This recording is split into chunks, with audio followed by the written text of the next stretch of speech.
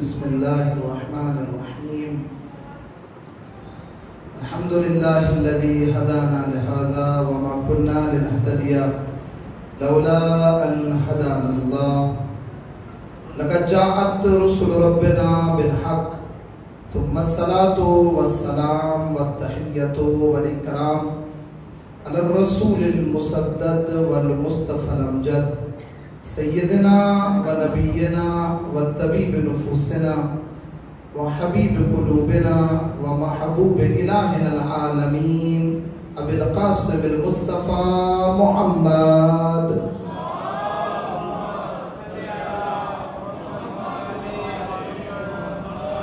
وعلى أهل بيته الطيبين الطاهرين المعصومين المنتخبين المنتجبين الذين أذهب الله عنهم الرجس وطهرهم تطهيرا.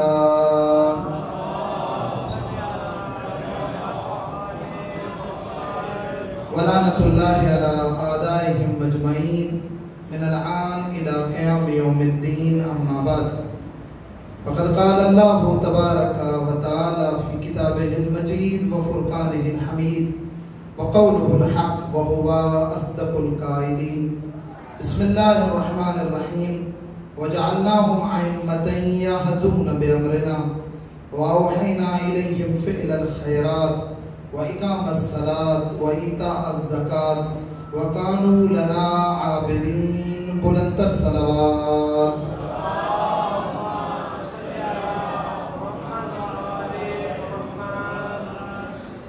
ज़ान मुहतरम मोमिनीन ग्रामी कद्र, फर्श अज़ा बारगाह इमाम हुसैन दुआओं की इस्तजाबत का हुक्म देती है। मिलके दुआ करते हैं अल्लाह रब्बुल इज़्ज़त की बारगाह में, परवरदिगारा हाज़रीन मजलिस की दुआएं मुस्तजाब फरमा, हाजात को पूरा फरमा, इनका इस मजलिस में चलाया अपनी बारगाह में कबूल व मंजूर फरमा। बानियान मजलिस का ये फर्श अज़ा बिछाया, तमाम मोमिनीन का इस मजलिस अज़ा के एहतमाम में ज़हमत किया, मेरे अल्लाह अपनी बारगाह में कबूल व मंजूर फरमा।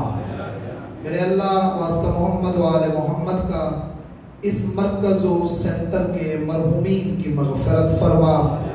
जिन्होंने इस मरकज़ की बुनियाद रखी उन्हें करवट करवट जन्नत नसीब फरमा।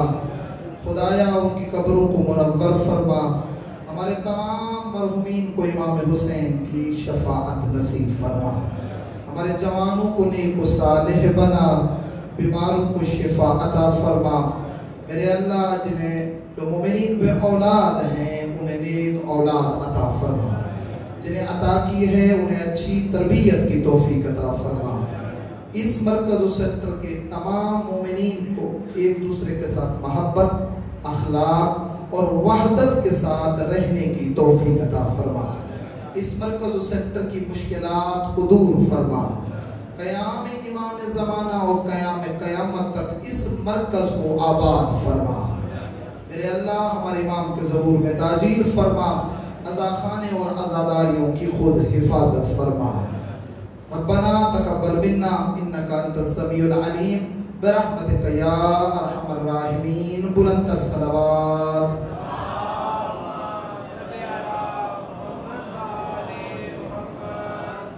ज़ान मुहतरम मोमिनीन ग्रामी कद्र, एक चीज़ जो इंसानी फितरत में और इंसानी सोच में और इंसानी दिल में पाई जाती है वो इंसान का कमाल की फिक्र करना और कमाल की तरफ सफ़र करना है। इंसान फितरतन कमालजू है। वो चाहता है कि उसकी ज़िंदगी में कोई नक्स ना हो, कोई ऐब ना हो, बल्कि उसकी ज़िंदगी एक कामिल ज़िंदगी हो, उसकी ज़िंदगी में कमाल पाया जाए। इंसान नहीं चाहता, फितरतन नहीं चाहता कि उसके दो दिन एक जैसे हों। वो चाहता है कि उसके दोनों दिनों में फ़र्क हो, इबादत के एतबार से, अखलाक के एतबार से, दुनिया के एतबार से और आखिरत के एतबार से। मोस्टली लेकिन हमारे यहाँ क्या होता है, हम इन सारी चीज़ों को छोड़कर दुनिया पे ही फोकस कर लेते हैं।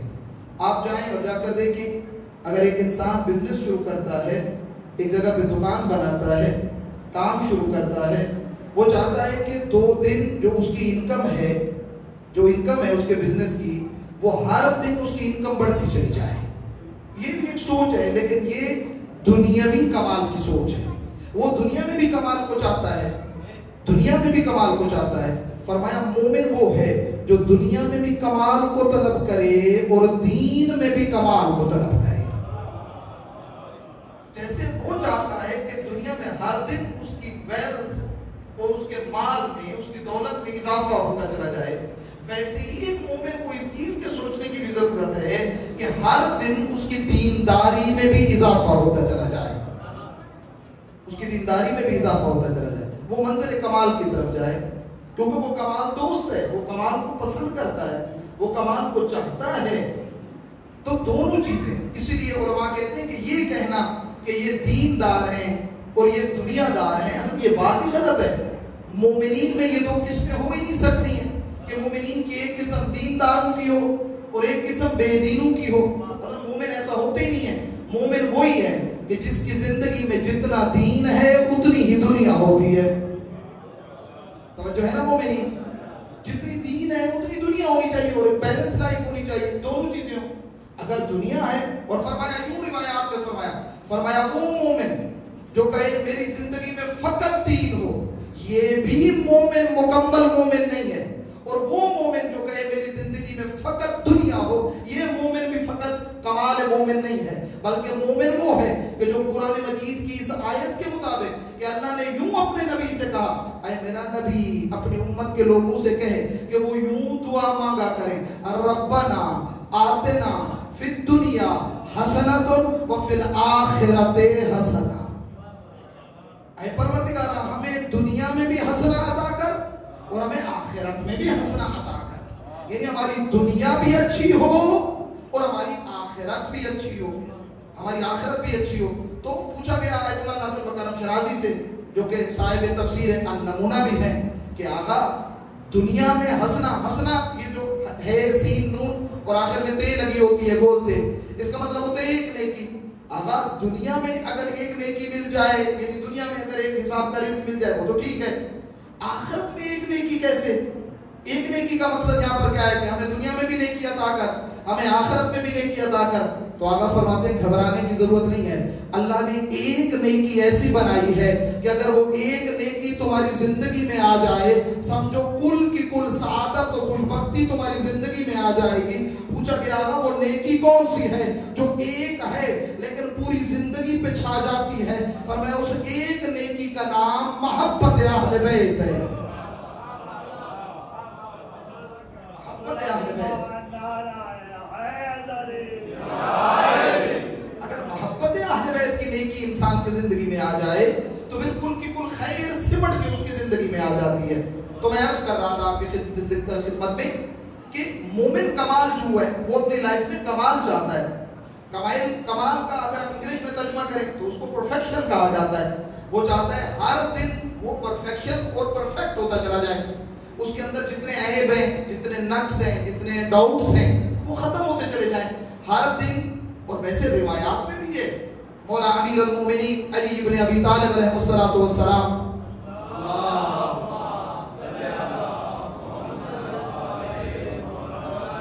مولا فرماتے ہیں مومن کے 2 دن برابر نہیں ہو سکتے، 2 دن برابر ہونے نہیں چاہیے. اگر آج میں نے فجر کی نماز پڑھی، ظہرین کی پڑھی، مغرب و عشاء کی پڑھی، کل بھی یہ کیا، مولا فرماتے ہیں مومن ایسا نہیں ہوگا. اس کا آج اس کے گزشتہ کل سے بہتر ہوگا. اگر کل فقط نمازیں پڑھی تھی تو آج ساتھ میں کوئی سنت نماز بھی پڑھے. اس کا کل جو گزشتہ کل تھا اس سے آج جو ہے وہ بہتر ہونا چاہیے. فرمایا اور جو اس کا آنے والا کل ہے وہ اس سے بھی زیادہ بہتر ہونا چاہیے. اگر فرمایا ایک مومن کے 2 دن برابر ہیں، یہ مغبون ہے، یہ فائدے میں نہیں جا رہا بلکہ خسارے میں جا رہا ہے.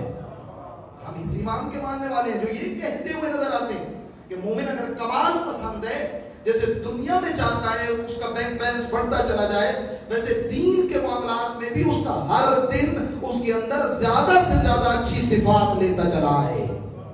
ہمارا سمجھ میں آ رہی ہے نا بات کی؟ تو ہم کمال چاہتے ہیں. اگر ہم کمال چاہتے ہیں تو یہ کمال کیسے آئے گا؟ اس کمال کو زندگی میں لے آنے کے لیے جو چیز کی قرآن نے ہمیں رہنمائی کی ہے، روایات نے ہماری رہنمائی کی ہے کہ اگر اے انسان تو اپنی زندگی میں کمال چاہتا ہے تو پھر اپنی زندگی میں انسان کامل کو لے کے آ، اپنی زندگی میں انسان کامل کو لے کے آ۔ اور جب ہم انسان کامل کو ڈھونڈنے کے لیے نکلے تو پھر 18 ذی الحجہ روز غدیر سورہ مائدہ کی آیت نے آواز دی کہ علی انسان کامل ہے، اور ایسا انسان کامل ہے کہ اس کی امامت و ولایت کے آنے سے نہ فقط انسان کو دین ملتا ہے بلکہ دین بھی کامل ہو جاتا ہے اور انسان بھی کمال کی طرف چل پڑتا ہے۔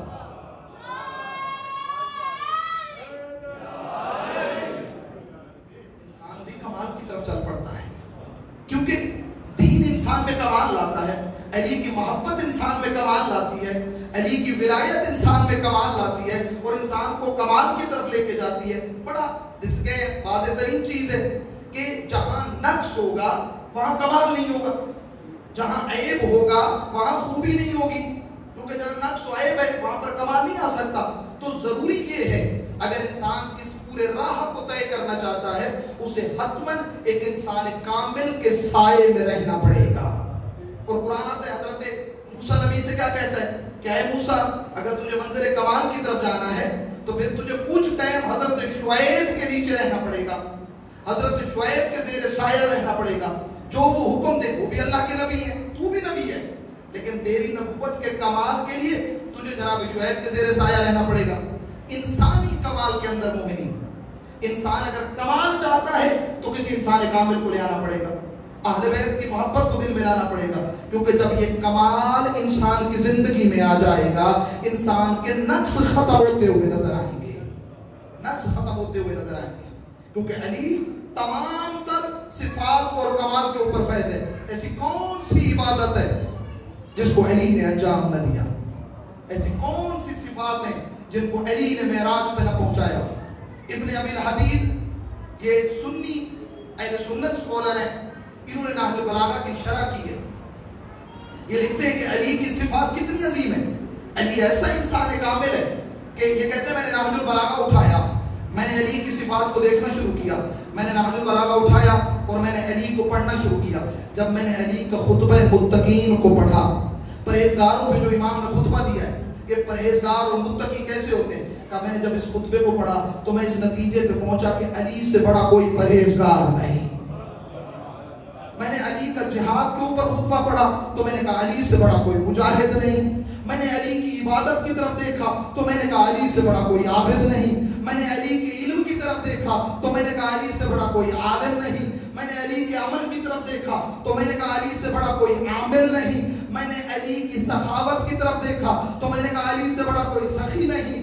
میں نے علی کے عرفان کی طرف دیکھا تو میں نے کہا علی سے بڑا کوئی عارف نہیں۔ میں نے علی کی ایک ایک صفت کی طرف نگاہ کی تو مجھے یہی ملتا ہوا نظر آیا کہ جس صفت کو بھی دیکھتا ہوں اس صفت کی تمام تر بلندیوں پہ مجھے علی ابن ابی طالب نظر آتے ہیں۔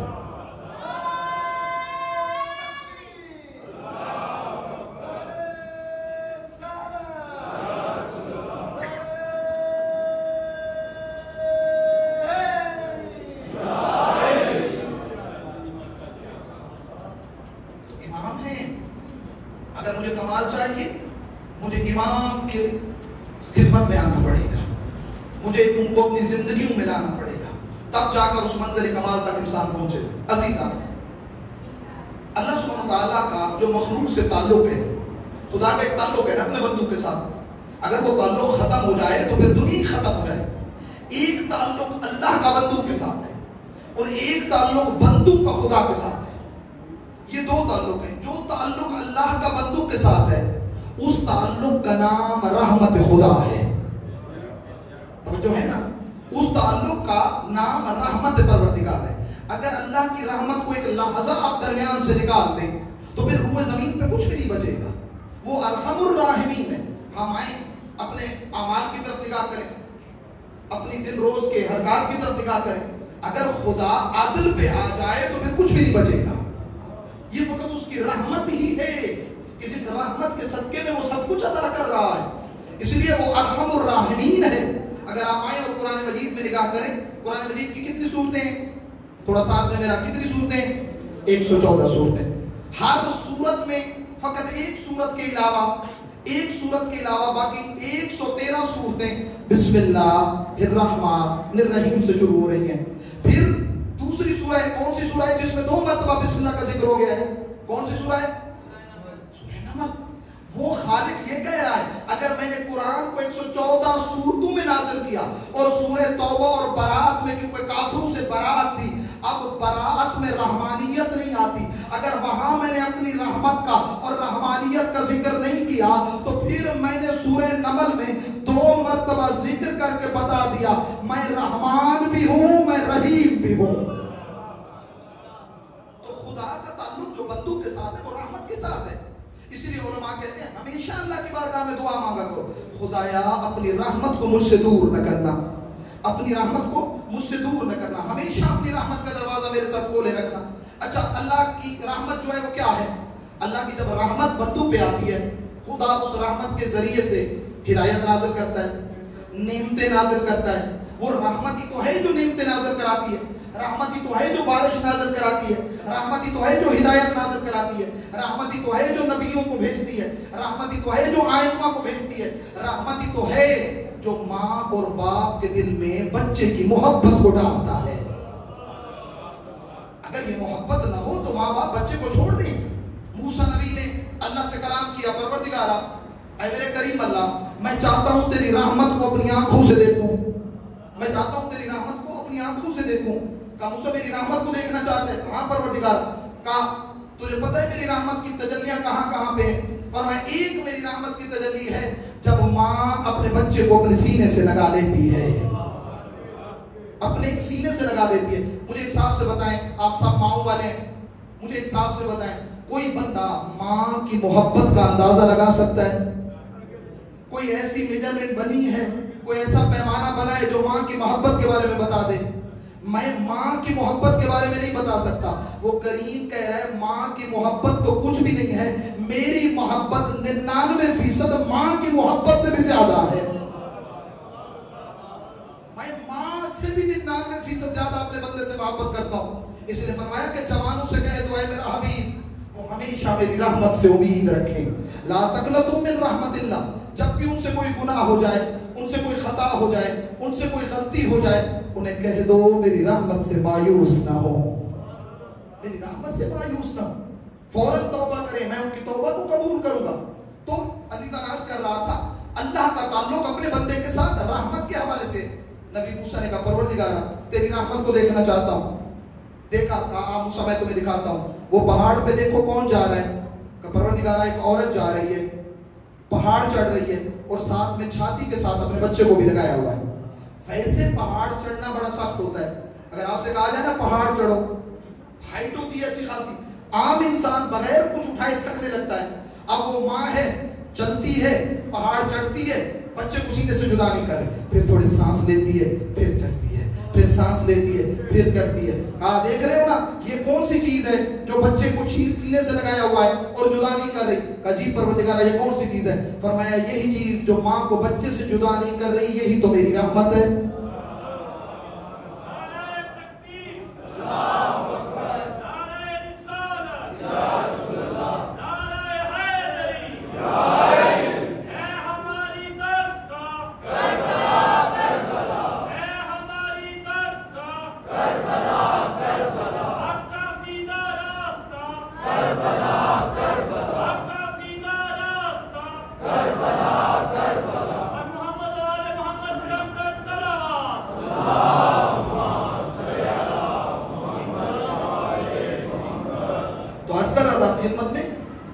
دیکھ رہے ہو نا یہ میری رحمت ہے۔ اچھا موسیٰ میں ابھی تھوڑی دیر کے لیے اپنی اس رحمت کو اس ماں کے دل سے نکالنے لگا ہوں، تھوڑی دیر کے لیے۔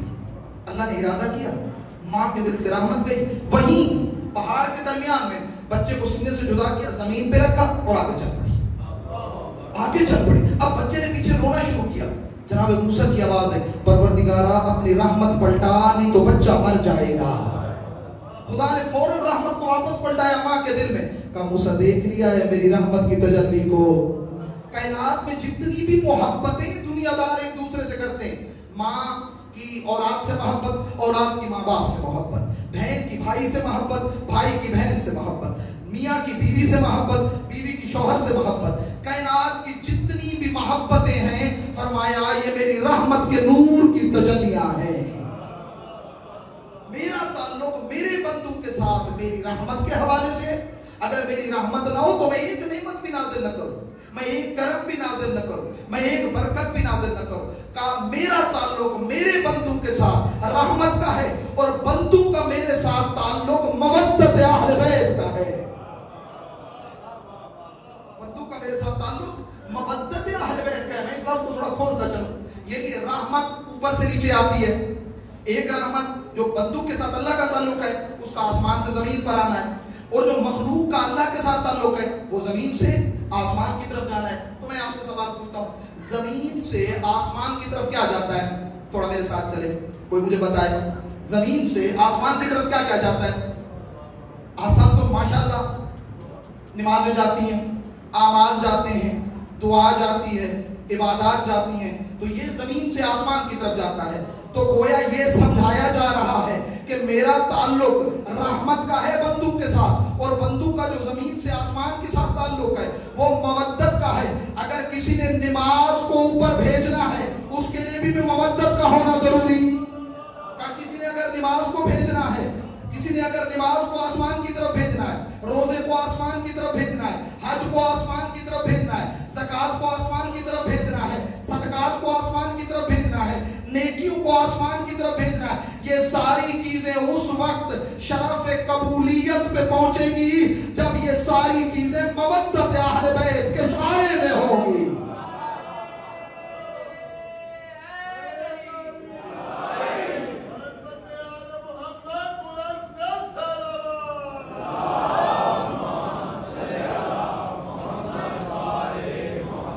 ताल्लुक समझ में आया है ना? अगर मैं चाहता हूं मेरी इबादत ऊपर पहुंचे, क्यों? रसूल ने कहा, कुरान की आयत ने जवाब दिया। पैगंबर इस्लाम आए, मिंबर पे बैठे और यूं आए मजीदा की तिलावत की, फरमाया कुल ला अस्अलुकुम अलैहि अजरन इल्ला अल-मवद्दत फिल कुर्बा। फरमाया है मेरा हबीब, रिवायत में यूं है इस आयत के ज़हन में। अच्छा, आयत का एक शान नज़ूल होता है, आयत का एक शान नज़ूल होता है। शान नज़ूल के क्या मतलब है? यदि आयत आने से पहले कुछ न कुछ वाक़या हुआ होता है, उस वाक़े की वजह से इससे पहले कि रसूल जवाब दें, अल्लाह सुब्हानहू व तआला कुरान की आयत नाज़िल करके जवाब देता है। आयत इसको शान नज़ूल कहा जाता है। पैगंबर इस्लाम की जिंदगी के आखिरी अय्याम में इसको अहले सुन्नत और अहले तशरीह सब मुफस्सिरीन ने लिखा है। पैगंबर इस्लाम की जिंदगी के आखिरी अय्याम में तमाम मुसलमान सहाबा, गैर सहाबा, तमाम मुसलमान जमा हुए और बारगाह रिसालत में आए। या रसूल अल्लाह, आपने हमारे लिए ज़हमत की, मुसीबतें सही, जंगें लड़ी, जख्म खाए, तकलीफें बर्दाश्त की, हिजरत की, तमाम तर मुश्किलात को सहा। या रसूल अल्लाह, हम सब लोग जमा हुए हैं, जमा होकर हक ये बनता है कि मोहसिन की ज़हमात का, उसके एहसान का कुछ न कुछ बदला दिया जाए। ये तकाज़े बशरियत भी है और तकाज़े अखलाक भी है कि मोहसिन का कुछ न कुछ जितना हो सके दिया जाए। अब पैगंबर तो वो हैं जो अला कुल्ले शैइन कदीर के साथ जुड़े हुए हैं, बंदे ने अपने हिसाब से करना था। तो ये सब मुसलमान जमा हो क्या है, या रसूलुल्लाह हम कुछ अजर देना चाहते हैं, हम कुछ अजर देना चाहते हैं। पैगंबर इस्लाम की वही बात थी जो तमाम अंबिया की थी, वमा अजरिया इल्ला अल्लाह, कि मेरा अजर तो मेरे रब के पास है। मैंने तो ये काम इसलिए किया भी नहीं कि ये काम जो है वो आपको खिदमत में कोई इसके बदले मुझे अजर दिया जाए। खुदा के पास अजर है, वो खुद खुदा अजर देगा। अब पैगंबर जब ये बात कह चुके थे, तमाम अंबिया के लिए यही बात थी। एक मरतबा कुरान की आयत नाज़िल हुई, मेरा हबीब आदम से लेकर ईसा तक किसी नबी ने अजर नहीं मांगा, लेकिन मैं खुदा तुझे हुक्म देता हूं, तूने अजर मांगना है,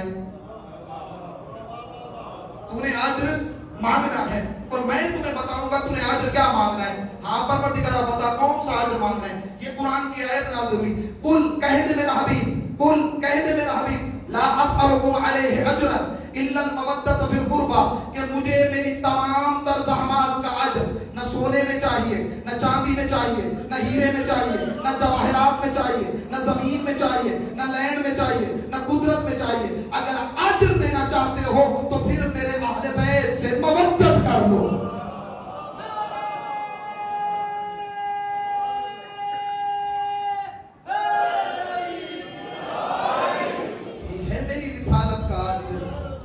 میرے اہل بیت سے مودت کرو، میرے اہل بیت سے محبت کرو، یہ میری رسالت کا اجر ہے۔ ابن عباس کہتا ہے، جناب جابر بن عبداللہ انصاری کہتے ہیں میں نے رسول خدا سے پوچھ لیا تھا اس آیت مجیدہ کے آنے کے بعد کہ یا رسول اللہ من ہم الذین وجبت علینا مودتہم، یا رسول اللہ یہ کون ہیں، ان کے نام تو بتا دیں، ایسا آپ کل کو کہیں گے کہ اہل بیت میں تو بہت سارے لوگ شامل ہو گئے، اور آج بھی اہل بیت میں بہت ساروں کو شامل کر دیا جاتا ہے۔ رسول نے ایک دفعہ اہل بیت یہاں پر ناموں کو بیان کیا ہے، اور ایک دفعہ فقط نام بیان نہیں کیے بلکہ عملی کر کے بھی دکھایا ہے۔ فرمایا اے جابر بن عبداللہ انصاری تو نے پوچھا ہے نا من هم الذین وجبت علینا مودتہم، کون ہے وہ کہ جن کی مودت کو اجر رسالت قرار دیا گیا ہے، تو اے جابر سن میں رسول تجھے بتاتا ہوں، ہم علی و فاطمہ والحسن والحسین وابناء الحسین، یہ جن کی مودت کو میرا اجر رسالت قرار دیا گیا ہے اس میں پہلا علی ہے، دوسری فاطمہ ہے، تیسرا حسن ہے، چوتھا حسین ہے، اور باقی حسین کے بیٹے ہیں۔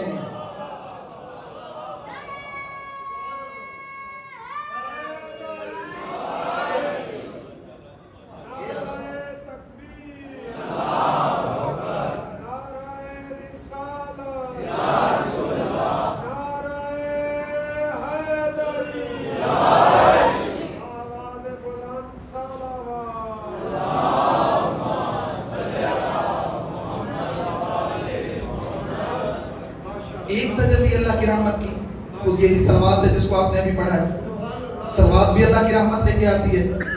خدا فرماتا ہے اے میرا حبیب اپنی امت کے لوگوں سے کہہ دو جو ایک مرتبہ میرے حبیب اور اس کی آل پہ صلوات پڑھے میں 10 مرتبہ اس پہ اپنی رحمت کو نازل کرتا ہوں۔ 10 مرتبہ صلوات کی بڑی برکتیں۔ علماء جو اس وقت ام و نجف میں ہیں کہتے ہیں اگر تمہیں بڑی مشکل آ جائے تو صلوات کا عمل کیا کرو، تسبیح ہاتھ سے نکالا کرو، 100 مرتبہ محمد اور اس کی آل پہ صلوات پڑھا کرو، خدا بند متعال تمہاری مشکلوں کو آسان کر دے گا۔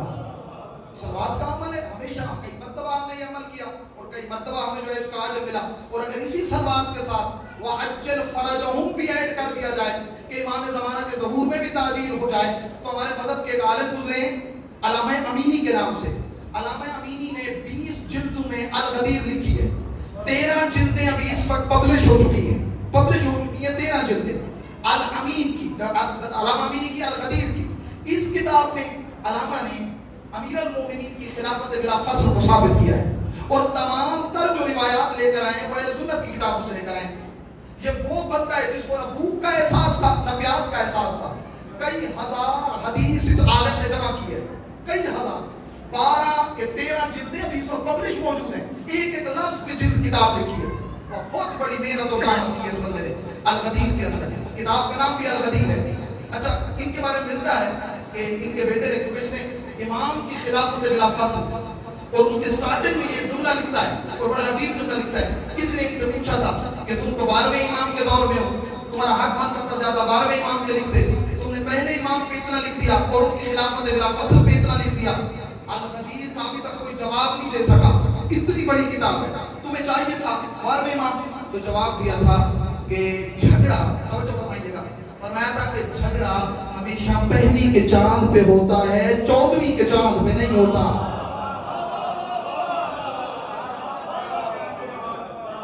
شک ہمیشہ پہلی کے چاند پہ پڑتا ہے، 14ویں کے چاند پہ نہیں ہوتا۔ ابھی آپ نے دیکھا ہے رویت ہلال کمیٹی کو کہ 14ویں کا چاند ڈھونڈ رہے ہوں کہ ہم بیٹھے یہاں پر 12ویں کا چاند یا 14ویں کا چاند، ہمیشہ پہلی کا چاند دیکھا جاتا ہے۔ جب پہلی کا چاند ثابت ہو جائے تو 14ویں کا بھی ثابت ہو جاتا ہے۔ اگر علی کی ولایت ثابت ہو گئی 12ویں کی بھی ثابت ہو گئی۔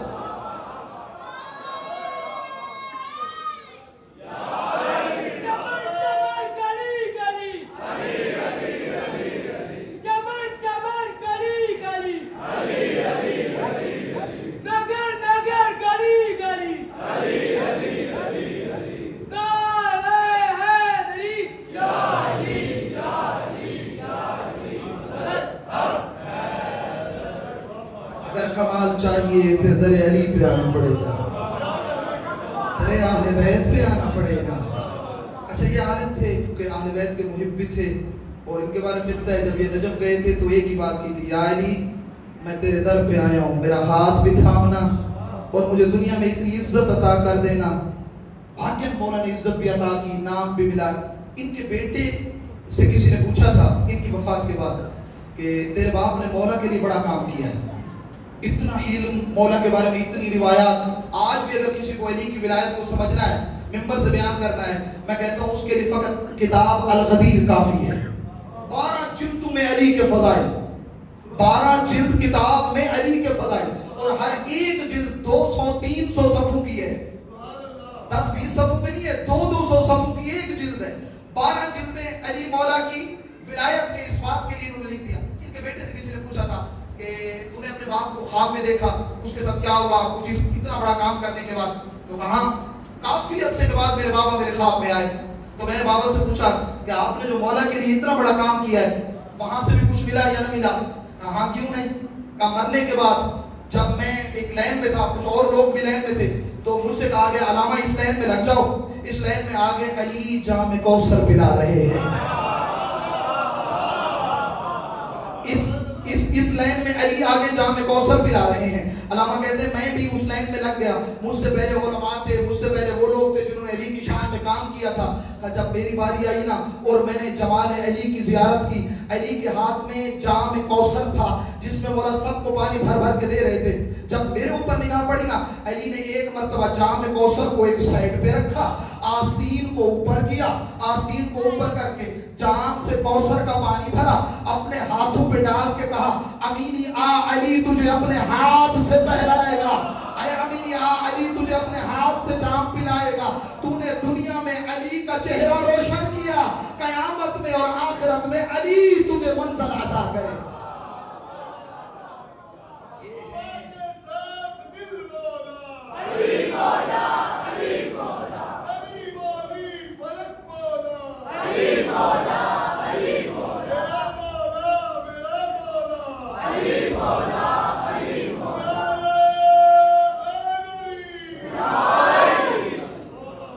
یہ وہ شخصیت جسے علی اپنے ہاتھوں سے کوثر پلائے۔ آپ کو پتہ کیا کہتے نظر آتے ہیں؟ فرماتے ہیں کہ جو بھی بندہ صلوات کو وعجل فرجہم کے ساتھ پڑھے، اللہم صلی علی محمد وآل محمد وعجل فرجہم کے ساتھ پڑھے، فرمایا میں الغدیر کتاب کے ثواب میں اسے شریک کر دوں گا۔ جو ثواب مجھے اس خاندان سے ملنا ہے میں اس ثواب میں اس کو شریک کر دوں گا۔ تو عزیزان صلوات عظیم ہے۔ بس ایک جملہ صلوات کا کہہ کے اپنی بات کو آگے بڑھاؤں گا۔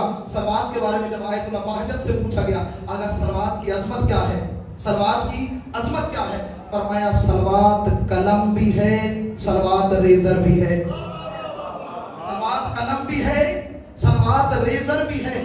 فرمایا وہ کیسے؟ فرمایا قلم اسی لیے ہے صلوات پڑھتا جا نیکیاں بڑھاتا جا، صلوات پڑھتا جا گناہ مٹاتا جا۔ صلوات کا مقام بلند ہے۔ پیغمبر اسلام بیٹھے، ایک مرتبہ اصحاب بھی تھے کہ رسول خدا نے دیکھا کہ رسول خدا کلام کر رہے ہیں، اصحاب نے دیکھا، حیران ہے، نہ کسی بندے سے بات کر رہے ہیں نہ کوئی چیز، یہ کلام کس سے ہو رہا ہے؟ یا رسول اللہ آپ کس سے بات کر رہے ہیں؟ وہی نازل ہو رہی ہے، فرشتے سے بات ہو رہی ہے؟ فرمایا نہیں، نہ فرشتہ آیا ہے نہ وہی نازل ہوئی ہے۔ کہا یا رسول اللہ پھر بندہ بھی کوئی آپ کے ساتھ بات نہیں کر رہا؟ فرمایا تمہیں دکھتا نہیں ہے میرے سامنے شہد کی مکھی بیٹھی ہے، وہ مجھ سے کلام کر رہی ہے، میں اس کو جواب دے رہا ہوں۔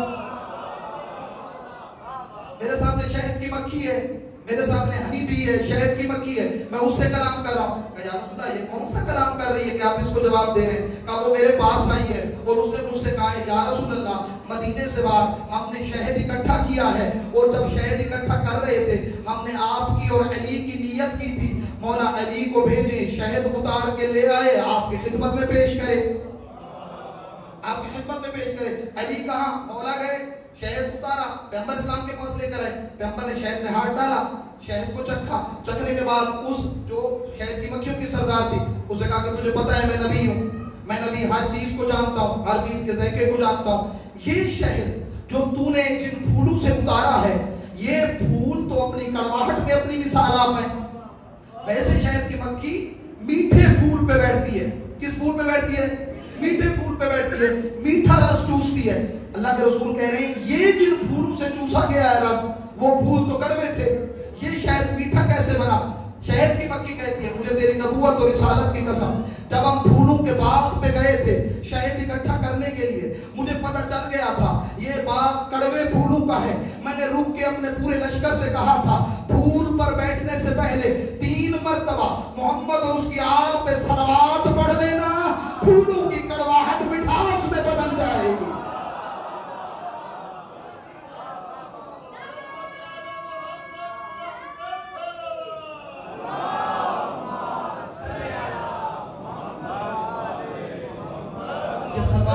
अपनी जिंदगी की कड़वाहट को भी मिठास में बदला करें। अपने बोझ को, नफरतों को, कीनों को, हसद को, जब भी दिल में किसी की नफरत आए 3 मरतबा सलवात पढ़ लिया करें। जब भी किसी का बुग़्ज़ आए 3 मरतबा सलवात पढ़ लिया करें, क्योंकि ये खानदान ही हमें मोहब्बत का दर्स देता है, अकीदत का दर्स देता है, अखलाक का दर्स देता है, वहदत और यूनिटी का दर्स देता है, एक होने का दर्स देता है। अजीज़ान मोहतरम, जब तक एक रहेंगे तब तक साबित और कायम रहेंगे। जिस दिन जुदा होने लगेंगे फिर दुश्मन को मौका मिल जाएगा। कोशिश करें एक रहें, कोशिश करें एक होकर मंज़िल कमाल की तरफ जाएं। तो मैंने अर्ज़ किया है, इंसान फितरतन कमाल की तरफ हरकत कर रहा है, और हर इंसान चाहता है कि दुनियावी एतबार से भी, उखरवी एतबार से भी उसका हर दिन उसे कमाल की तरफ लेके जाए, कमाल की बुलंदी की तरफ लेके जाए। करबला वालों ने यही दर्स दिया है, करबला वालों ने इसी चीज़ का पैगाम दिया है। करबला वाले हमें कमाल की तरफ ले जाने के लिए आए, हमें खैर की तरफ ले जाने के लिए आए। अजीज़ान, अय्याम अज़ा हैं, मुसीबत के दिन हैं। आए आज पुरसा देते हैं उस्मा को जिसने कई साल अपने बेटे को यतीमी में पाला।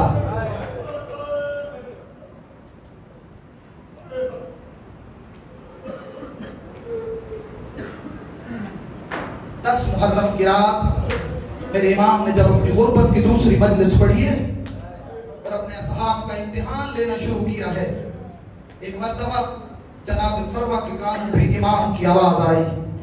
जनाब कासिम से कहा, कासिम सुन नहीं रहा? इमाम के दर्स की और मजलिस की आवाज आ रही है। जी अम्मा, जा चाचा की मजलिस में जा। रिवायत कहती है जनाब कासिम आए, देखा इमाम जो है वो गुफ्तगू कर रहे हैं अपने असहाब से, सामने असहाब मौजूद हैं, इमाम इधर मौजूद हैं। कासिम का दिल चाहा जाऊं आगे जाकर बैठूं, फिर दिल में ख्याल आया अगर आगे बैठूंगा चचा के असहाब को पूछ होगी, पीछे बैठते हैं तो चचा का चेहरा नजर नहीं आता।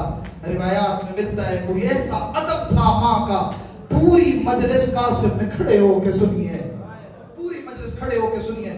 इमाम ने असहाब को उनका वक्त शहादत और मकान शहादत बताना शुरू किया है।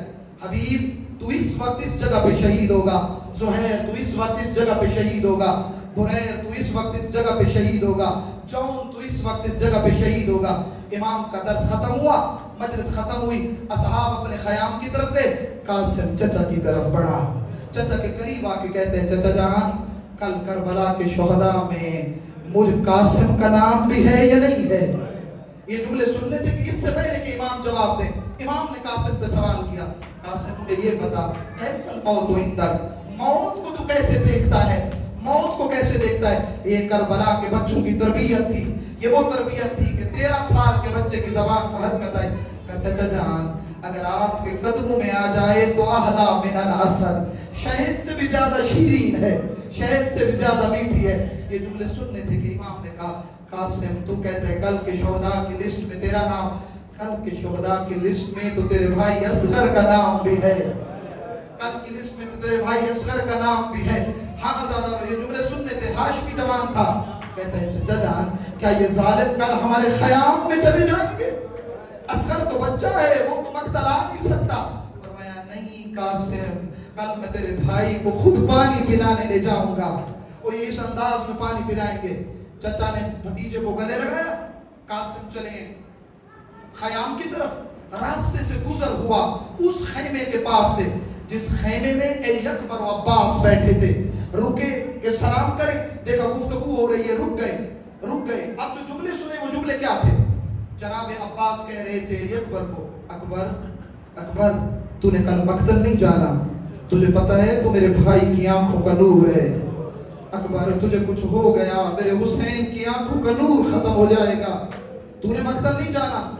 जब ये जुमले सुनने हैं ना तो जनाब अली अकबर ने कहा, चचा जान आप भी तो बाबा की कमर का जोर हो, چچا جان آپ بھی تو بابا کی کمر کمزور ہو، آپ گئے تو بابا کی کمر ٹوٹ جائے گی۔ عزادارو یہ جملے سن رہا تھا نا قاسم، آگے بڑھ کے کہا، ہاتھ جوڑے، کہا چچا عباس بھائی علی اکبر، اے چچا عباس آپ کے جانے سے بابا کی چچا کی کمر کا زور ٹوٹے گا، بھائی علی اکبر آپ کے جانے سے چچا کی آنکھوں کا نور ختم ہوگا، میرے جانے سے نہ کمر کا زور ٹوٹے گا نہ آنکھوں کی بینائی ختم ہوگی۔ آپ کو پتہ نہیں ہے میں یتیم ہوں، میرے جانے سے کچھ نہیں ہوگا۔ یہ جملے سنے حسین نے، آگے بڑھ کے قاسم کو سینے سے لگایا اور سینے سے لگا کے کہا، قاسم تجھے کیا پتا، تو میرے بھائی حسن کی نشانی ہے، تو بھائی حسن کی نشانی، اجرکم عند اللہ۔ ہاں عزادارو پوری رات ماں نے قاسم کی تربیت کی، قاسم کل جا کے جنگ لڑنی ہے، وہ ہے عاشور کا دن، ہر شہید سے پہلے قاسم آتا ہے، چچا جان قاسم کو اذن جہاد دیجئے، ہر دفعہ امام یہی کہہ کے کہتے تھے، قاسم چلا جا تو بھائی حسن کی نشانی ہے۔ یہاں علماء نے ایک جملہ کہا ہے، میں بھی رک کے آپ کی خدمت میں ہدیہ کرتا چلا جاؤں۔ عزیزان ایک چیز انسان کی اپنی ہوتی ہے، ایک امانت ہوتی ہے، اپنی چیز انسان کی ہو نا اس کو بھیجنے میں دیر نہیں ہوتی۔ جب اکبر آیا تھا نا بابا سے اجازت لینے، امام نے فوراً اجازت دے دی تھی، قاسم تھی امام حسن کی امانت، اور پتہ ہے وہ امانت امام نے کب لی تھی؟ جب بھائی کے جگر کے ٹکڑوں کو دشت میں دیکھا تھا، اس وقت امام حسن نے کہا تھا، حسین میرے قاسم کا خیال رکھنا، حسین میرے قاسم کا خیال رکھنا۔ جب بھی قاسم جہاد کی اجازت مانگتا تھا نا، حتماً امام حسین کو بھائی کا وہ وقت یاد آتا ہوگا، اسی لیے اجازت نہیں دیتے تھے۔ عزادارو امام نے جب اجازت نہیں دی ہے نا، قاسم بار بار آتے تھے، ادھر اجازت نہیں ملتی تھی، دوسری مرتبہ بھی آئے اجازت نہیں ملی۔ راوی کہتے ہیں میں نے عجیب منظر دیکھا، ایک 13 سال کا بچہ ہے، چہرہ 14ویں کے چاند کی طرح چمک رہا ہے، خیام سے باہر نکلتا ہے، حسین کرسی پہ بیٹھے، کبھی یہ بچہ خاک پہ بیٹھ جاتا ہے تو کبھی یہ بچہ کھڑا ہو جاتا ہے، کبھی خاک پہ بیٹھتا ہے کبھی کھڑا ہو جاتا ہے۔ جب خاک پہ بیٹھتا ہے چچا کے پاؤں کا بوسہ لیتا ہے، جب کھڑا ہوتا ہے چچا کے ہاتھوں کا بوسہ لیتا ہے۔ کہا یہی بات کہتے ہیں چچا اجازت چاہیے، امام نے اجازت نہیں دی، خیام میں آئے، ادھر بی بی میں فرمائیں گے، ایک مرتبہ بی بی کی نگاہ پڑی، جب نگاہ پڑی ہے نا، کہا قاسم تو نے دیکھا نہیں ہے اکبر کی لاش آ چکی ہے، قاسم تو نے دیکھا نہیں ہے اور محمد کے جنازے آ چکے ہیں، قاسم تجھے پتہ ہے نا میں اب عالیہ کے سامنے جانے سے شرمندہ ہو رہی ہوں، اے قاسم میری شرمندگی میں اور اضافہ نہ کر، قاسم مجھے بی بی کے سامنے جانا ہے، جلدی جا۔ قاسم ہے کہ عزادارو تلوار کی نیام پہ اپنا سر رکھا ہوا ہے، سر کو نیام پہ رکھ کے کہہ رہا تھا، اماں باہر چچا اجازت نہیں دیتے، اماں خیام میں آپ ناراض ہوتی ہیں، قاسم کرے تو کیا کرے۔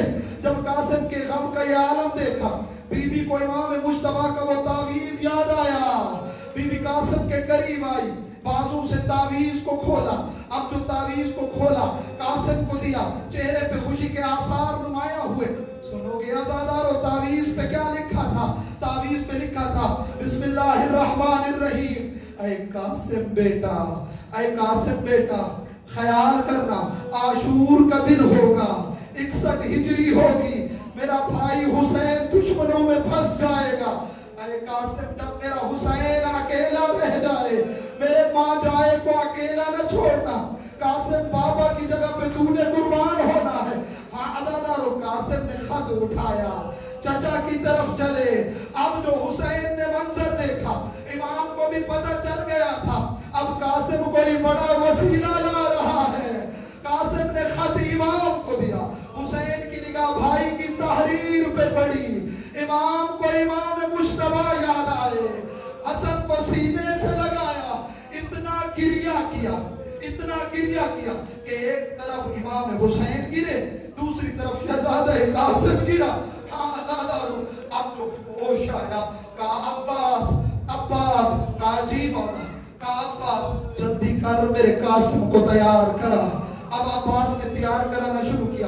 عزادارو جناب ام فروہ کے لال عجیب ہے، ہر شہید ایک طرف، شہزادہ قاسم ایک طرف، یہ کربلا کا پہلا شہید ہے جسے کوئی زرہ بدن پہ فٹ نہیں آتی تھی، کوئی زرہ پوری نہیں آتی تھی، جو جوتے تھے وہ پورے نہیں آتے تھے، کلا سر پہ جو رکھنا تھا پورا نہیں آتا تھا۔ واحد شہید ہے جسے حسین نے خود اٹھا کے گھوڑے پہ بٹھایا، اجرکم عند اللہ، اجرکم عند اللہ، واحد شہید ہے تیار ہوا ہے. جب قاسم تیار ہوا ہے امام حسین نے کیا کیا؟ شبیہ کو اندر لے آئیے. جب قاسم تیار ہوا ہے نا امام حسین نے قاسم کی قمیض کی دائیں طرف کو بھی چاک کیا, پھر بائیں طرف کو بھی چاک کیا. عدادار و اردو میں ایک دستور ہے, جب یتیم کو مقتل بھیجا جائے اس کی قمیض کو چاک کر دیا جاتا ہے تاکہ ظالم دیکھے تو تھوڑا ظلم کرے. قاسم مقتل اترا, حسین کے دست دعا بلند ہوئے, میرے اللہ میرے قاسم کی حفاظت کرنا. قاسم مقتل میں اترا, رجز پڑھا. جو جانتا ہے سو جانتا ہے, جو نہیں جانتا وہ جان لے. میں قاسم بن ابن حسن ہوں, میں علی کا پوتا ہوں, میں حسین کے دفاع میں آیا ہوں. ادھر کہتا ہے حبیب ابن مسلم کہتا ہے کہ میرے پاس بیٹھا تھا نفیل ازدی, اس نے مجھ سے کہا میں اس بچے کے غم میں اس کی ماں کو نہ رلایا تو میرا نام بھی نفیل ازدی نہیں. حبیب ابن مسلم کہتا ہے میں نے کہا اے نفیل اپنے آپ کو بھی دے, اس معصوم بچے کو بھی دے. اگر گوبند اللہ اپنے آپ کو بھی دے, اس 13 سال کے بچے کو بھی دے. اسے تو ابھی تیر و تلوار سے مار ڈالیں گے. کہا نہیں اس کو میں ماروں گا. اب شہزادہ جنگ لڑتے لڑتے جب اس ظالم کے قریب ہوا, اس ظالم نے ایسا وار کیا حسن کا یتیم گھوڑے پہ نہ سنبھل سکا. آواز آئی چچا جان میرا آخری سلام. ادھر امام نے خیام چھوڑا. روایت کہتی ہے امام کسی شہید کے جنازے پہ اتنی جلدی نہیں آئے جتنی جلدی قاسم کے جنازے پہ آئے. فرمایا امام ایسے آئے جیسے شکاری باز اپنے شکار پہ آتا ہے. اب جو امام پہنچے منظر کیا تھا؟ گھوڑوں کی دھول, گھوڑوں کے ٹاپوں کی دھول تھی. حسین کو کچھ نظر نہیں آ رہا تھا. کہہ رہے تھے قاسم مجھے جواب دے, میرا لال مجھے جواب دے. امام نے تلوار چلائی, کچھ ظالموں کو واصل جہنم کیا. اب جو دھول چھٹی امام نے کیا منظر دیکھا؟ قاسم کے بدن کی دائیں پسلیاں بائیں طرف آ گئی تھی, بائیں پسلیاں دائیں طرف آ گئی تھی. بدن کی حالت یہ تھی بدن حصوں میں بٹ چکا تھا. امام نے قاسم کے سر کو اٹھایا, اپنے زانوں میں رکھا. حسین نے ماتم کرنا شروع کیا اور آواز آئی ہائے حسین کی غربت. اور میرا لال تو نے چچا کو بلایا, چچا تیری نصرت کو آیا. او حسین اے قاسم چچا تجھے بچا نہ سکے. قاسم کی لاش کو اٹھایا, خیام کی طرف چلے. اب جو لاشا خیام پہنچا, چبی کو آگے لے آئیے. اب جو لاشا خیام پہنچا بیویوں کے بین بلند ہوئے. ماتم حسین